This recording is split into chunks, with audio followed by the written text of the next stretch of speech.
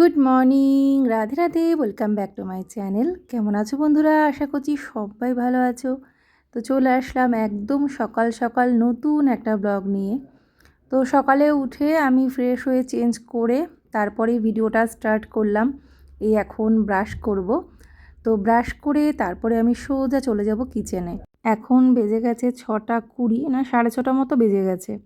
উঠেছি আজকে 6টার পর।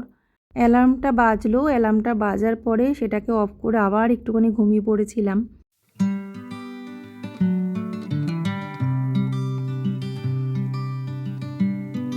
তো রান্নাঘরে কাজগুলো যেহেতু রাতের বেলায় সব করে রেখে দিই, সেই জন্য আমার সকালের কাজের অনেক সুবিধে হয়, খুব তাড়াতাড়ি কাজগুলো শুরু করতে পারি।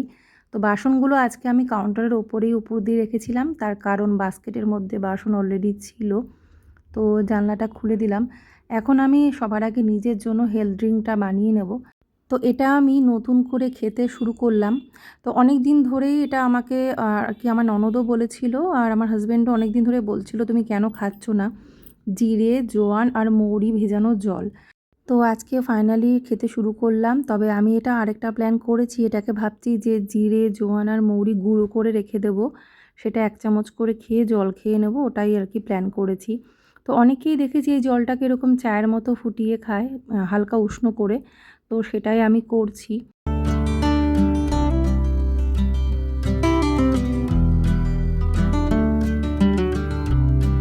তো তোমাদের কাছে আমার একটা বিষয় জানার আছে, যদি তোমরা কেউ জানো অবশ্যই বলো। কাচের কাপ ব্যবহার করতে করতে অনেক সময় দেখবে একটা ধোঁয়াশা ভাব চলে আসে, যেটা আমার এই কাপটাতেও না হয়েছে, মানে কাপটা সেই চকচকে ভাবটা নেই। তোমরা যদি কেউ জানো যে কিভাবে কাপ আবার সেই আগের মতো নতুনের মতো বানানো যায় অবশ্যই বলো। আমি কিন্তু দেখেছিলাম টুথপেস্ট দিয়ে নাকি মাজলে কাচের জিনিস আবার সেই আগের মতো হয়ে যায়, কিন্তু ট্রাই করেছি, মনে হয় না সেরকমটা পুরোপুরি হয়েছিল। যদি তোমরা জানো অবশ্যই জানিও। তো প্রচণ্ড গরম ছিল, সেটা নামিয়ে রেখে এবার আমি বাসনগুলো তুলে জায়গাটা ভালো করে মুছে নিলাম। ওদের টিফিনটা এবার বানাবো। তো এখনই একটুখানি গরমটা একটুখানি কম হওয়ার পরেই কিন্তু আমি খাচ্ছি। তো এটাকে একটু চায়ের মতো করে খেতে হবে সকালবেলা। এটা ডাইজেস্টিভ সিস্টেমটা ঠিক করে।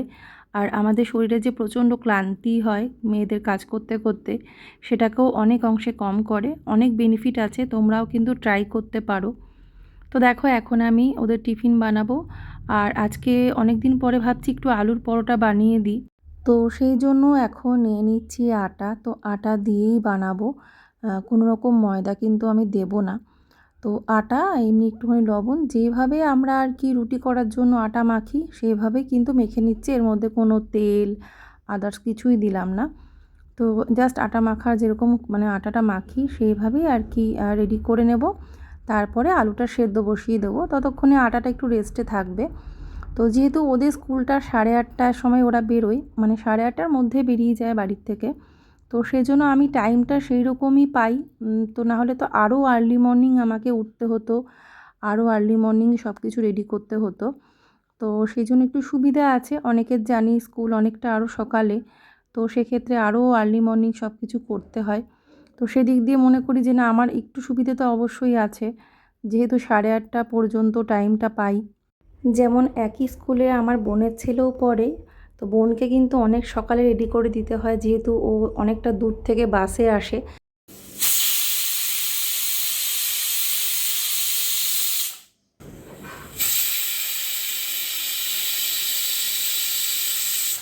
তো আলু সেদ্ধ করে নিলাম, এবারে আমি আলুটাকে একটু মশলা দিয়ে মেখে নেব।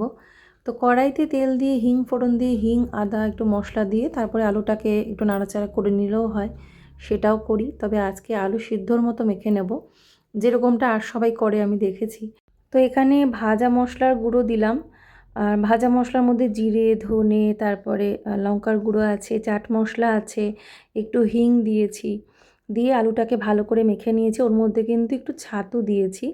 আলুর পরোটা যে আলুর পুরটা, তার মধ্যে কিন্তু ছাতু অনেকেই দেয়, তো আমিও দিয়েছি। তাতে কি হয়, বেশ আলু মাখাটা ঠিকঠাক হয়, যাতে মানে পুরটা ভেতরে দিলে বেলার সময় ফেটে যায় না। তো এখানে এবার বেশ কিছুটা ডো নিয়ে তার মধ্যে খানিকটা বেশি পরিমাণে আলুর পুরটা দিয়ে মুখটা বন্ধ করে এবার ডোগুলো বানিয়ে নিচ্ছি। তারপরে আটার গুঁড়ো দিয়েই আমি বেলে নেব, চাইলে ময়দার গুঁড়ো দিয়েও বেলা যায় বা তেল দিয়েও বেলা যায়। তো এবারে আমি কড়াইয়ের মধ্যেই ভাজবো, তার কারণ আমার তাওয়াটা নষ্ট হয়ে গেছে। তো সেই কারণে লোহার কড়াইতে আমি পরোটাগুলোকে ভেজে নিলাম। আর তাওয়া নষ্ট হয়ে গেছে বলতে একটা তাওয়া তো মানে নষ্ট হয়ে গেছিলোই। আরেকটা যে তাওয়া ছিল সেটা একটা ভুলের জন্য ওই তাওয়াটা আমি আর ব্যবহার করতে পারছি না। তো এখন একটা তাওয়া কিনে নেব। তো এবার ভাবছি ননস্টিকেরই তাওয়া কিনবো। তো আলুর পরোটা হয়ে গেছে, টিফিন রেডি করে দিয়েছি। একটা করে পরোটা ওইরকমভাবে সাইজ করে দিয়েছি। পিনাট বাটার দিয়ে ক্রিম কেকার বিস্কিট দিয়েছি, 2টো চকলেট কুকিজ আর ড্রাই ফ্রুট দিয়েছি। আর পরোটার সাথে সস দিয়েছি। যাওয়ার সময় ওরা পরোটা আর দই দিয়ে খেয়ে যাচ্ছে। তো টক দই তো তার মধ্যে সামান্য চিনি দিয়েছি। চিনিটা না দিলেও চলে, কিন্তু বাচ্চার মুখের টেস্ট যেহেতু মানে খুব টক লাগবে, সেজন্য আমি একটু চিনি দিয়ে দিই। তো এই যে ওদের টিফিন রেডি, ব্যাগ গোছানো কমপ্লিট। তো এখন ওরা স্কুলে যাবে। তো ওরা স্কুলে যাওয়ার পরে তারপরে আমার কাজের আদার্স যে কাজগুলো সেগুলো আমাকে করতে হবে। তো আজকে আমার হাজব্যান্ড আর কি একটু বিজি থাকার জন্য সকালবেলায় উঠোনটা ধুতে পারেনি, নাহলে ও আর্লি মর্নিংয়ে উঠোনটা ধুয়ে নেয়। তো এদিকে বৃষ্টি শুরু হয়েছিল, একটু হালকা ঝিরিঝিরি বৃষ্টি হচ্ছিল। তো দেখলাম যে থাক আজকে উঠোনটা আমিই ধুয়ে দিই, ওর আসতে একটু লেট হবে। তো সেই জন্য আমি উঠোনটা ধুয়ে দিলাম, কারণ ও একটা আর্জেন্ট কাজে বেরিয়ে গেছিলো, ওদেরকে স্কুলে দিয়েই ওকে যেতে হয়েছে। তো সেই জন্যই উঠোনটা আমিই ধুয়ে দিচ্ছি। তো উঠোনটা ওই পাইপ দিয়ে ধুয়েছি, তো বেশি একটা টাইমও লাগেনি, খুব সুবিধে হয়েছে।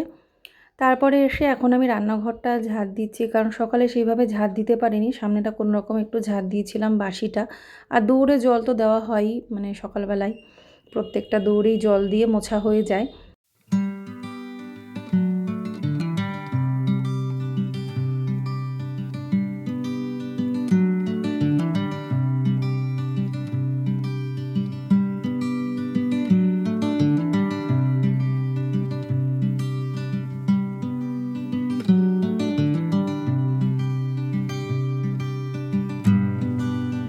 আর আমি আজকে একটা পুরনো নাইটি পরেছি, এটা অনেক দিন আগেই পরা বন্ধ করে দিয়েছিলাম। তো গত 2 দিন ধরে পরছি আর কি। আসলে সকালবেলা কাজ করার সময় আমি এরকম যখন জামা কাপড় ছাড়ি ফ্রেশ হই, তখন একটা ওই কমফোর্টেবল একটা সুতির নাইটি পরে নিই। তো তো সেই জন্যই। আর আমার ব্লগ বানানোটা তো দৈনন্দিন কাজকর্ম, তো স্বাভাবিকভাবে যখন যেভাবে বাড়িতে রয়েছি সেটাই হয়তো শেয়ার করা হয়। আসলে এত কাজকর্ম করার সময় তখন একটা কমফোর্টনেসের প্রয়োজন হয়। তো গরমকালটা চলে গেলে আর অসুবিধা হয় না, কিন্তু এই গরমে কাজ করা সত্যিই খুব দুষ্কর। তাও তো এখন বর্ষাকাল বলে একটুখানি রক্ষা পাওয়া যাচ্ছে, মাঝে মাঝে একটু গরমটা কম থাকছে। কিন্তু তার মধ্যেও দেখবে বৃষ্টি থাক মানে মেঘলা থাক, একটা ভ্যাপসা গরম কিন্তু থাকছেই। আর কাজের মধ্যে থাকলে, কাজ করতে থাকলে আরও বেশি দেখবে গরম লাগে।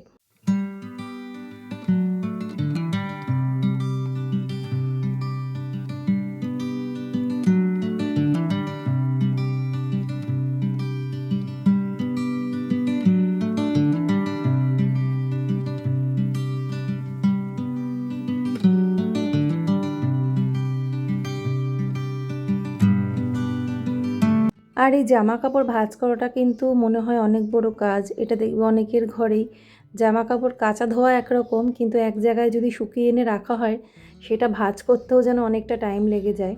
তবে কাজের মধ্যে দিয়ে ঝটপট করে যদি একসাথে করে নেওয়া যায় তাহলে দেখবে সেই কাজটাও হয়ে গেছে।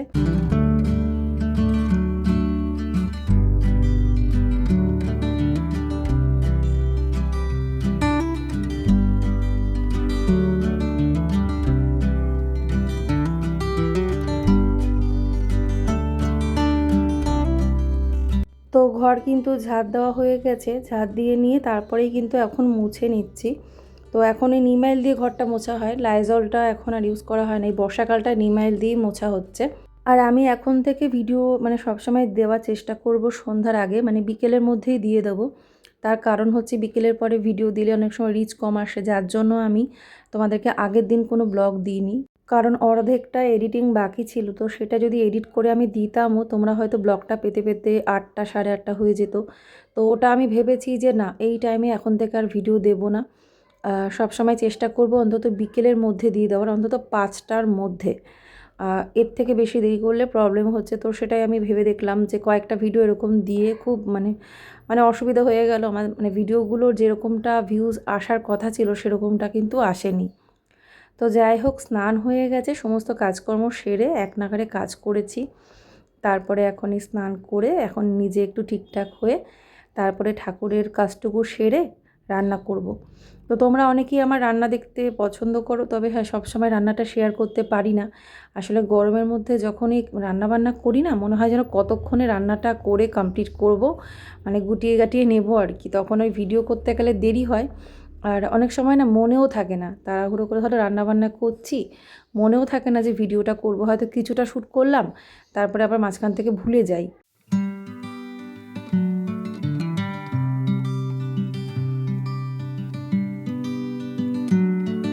সো ফ্রেন্ডস, এখন আমি যাচ্ছি ওপরে ঠাকুর মন্দিরে। উপর থেকে এসে নিচে ধূপদীপ দেখিয়ে মা লক্ষ্মীকে একটু ভোগ দিয়ে তারপরে যাব আমি রান্না করতে। তো এখনও ঠিক করিনি কি রান্না করব।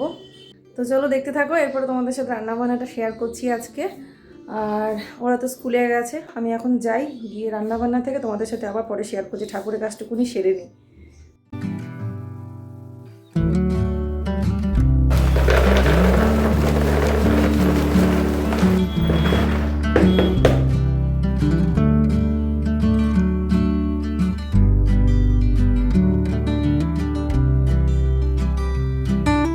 তো রান্না তো বসিয়ে দিয়েছি, একদিকে তরকারি রান্না করছি, আর একদিকে এখানে ঠাকুরেরই মানে পোশাকগুলো না কাচতে ভুলে গেছিলাম। আর যে আসনটা দেখতে পাচ্ছ যে মেলে দিলাম, ওটা কিন্তু অলরেডি কাঁচা, কিন্তু ওটা ছিল হচ্ছে মানে আমি বাস্কেটে ঢুকাতে ভুলে গেছি, ওটা বাইরেই ভাঁজ করে রাখা ছিল, তো সেই জন্য আমি ওটাকেও না ধুয়ে দিলাম।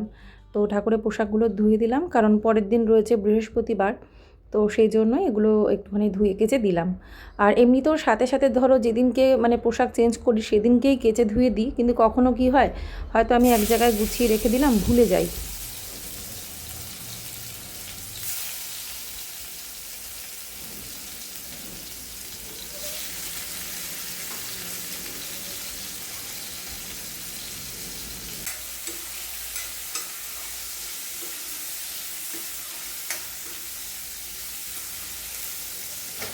তো আজকে আমি বেশি কিছু রান্না করছি না, কারণ মানে বেশি কিছু রান্না আমি গরমের মধ্যে এমনিতেও খুবই কম কম জিনিস রান্না করি, মানে এটা ওটা রান্না করি না, জাস্ট দুটো জিনিস রান্না করি, হয়তো ডাল, একটা সবজি কি ভাজা এরকম।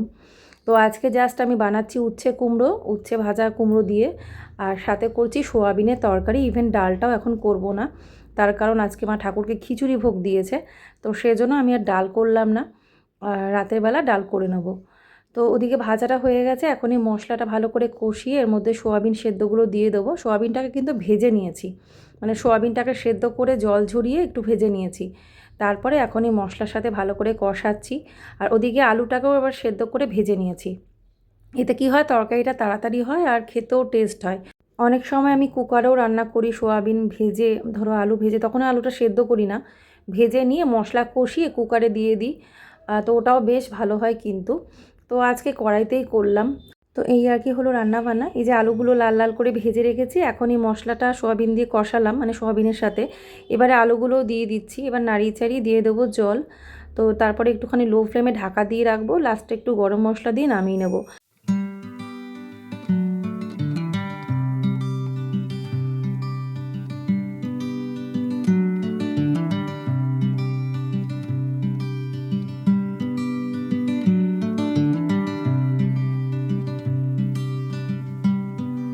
তো রান্নাবান্না কমপ্লিট করলাম, বাসনগুলো বাইরে থেকে মেজে আনলাম, তো সেই জন্য আর তোমাদের সাথে শেয়ার করা হয়নি, বাসনগুলো বাইরে থেকে নিয়ে মাজলাম। তো এখন আর কি ওয়েট করব, মানে এখন ওয়েট করব বলতে এখন একটু রেস্ট নেবো, আর দেখি একটু এডিটও করি, তারপরে তো ওরা আসলে তারপরে খাওয়া দাওয়া, কারণ ওদেরকে স্কুল থেকে আনার পরেই খাওয়া দাওয়া করবো আর কি। ঠিক আছে, তো বন্ধুরা ভাবছি ভিডিওটা এখানে আজকে এন্ড করে দিচ্ছি। আবার কি জোরে গাড়ি যাচ্ছে। এই যে এখানে আমরা পুড়ে গেছিলো বলতে কি গরম তেল ছিটে এসেছিলো এই জায়গাটা, তো ওইটারই তেল ছেটার পরে যে পুড়ে যায় জায়গাটা, তো সেই চামড়াটা ওঠার পরে এখানে একটা স্পট হয়ে গেছে। অনেক দিন হয়ে গেছে যদিও, কিন্তু দেখা যাক এটাকে কিছু মানে কিছু লাগিয়ে জায়গাটা ঠিক হয় নাকি। তো ভাবছি এই ভিডিওটা একটু ছোটোর মধ্যেই থাক, কতটুকু হয়েছে জানি না। তো এখানে আজকে এন্ড করে দিচ্ছি। যদি তোমাদের আজকে ব্লগটা ভালো লাগে অবশ্যই করে একটা লাইক করবে, নতুন ফ্রেন্ডরা সাবস্ক্রাইব করবে। তোমাদের সবার সাথে আবার নেক্সট ব্লগে দেখা হচ্ছে। আজকের মতো এখানেই টাটা। আর এখন ও ঘরে রেস্ট নিচ্ছে, তো আমিও যাই। তো ও রেস্ট নিচ্ছে মানে বসে, এখন কি করবে, এখন ওদেরকে স্কুল থেকে আনবে, তারপরে আনার পরে যাবে ওদিকে বিষ্ণুপুরে। আর আমি তো এখন ওয়েট করব, কারণ ওরা আসলে তারপরে আমরা খাওয়া দাওয়া সারবো। আর ফোনটা নিয়ে এখন দেখি কতটুকু কাজ এগোতে পারি। তো চলো আজকের মতো টাটা, রাধে রাধে।